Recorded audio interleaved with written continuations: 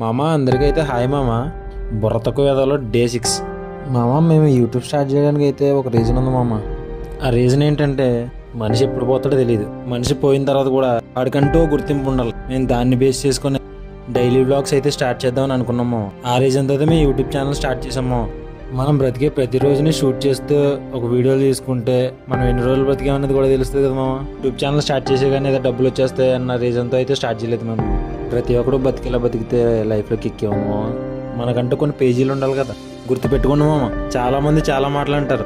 మీరైతే అన్నిటినీ లెక్క చేయకండి మామ. ఆడేదో అన్నాడు ఈడేదో అన్నాడు అని ఎప్పుడు వెనకంజ అయితే ఏకను మామ.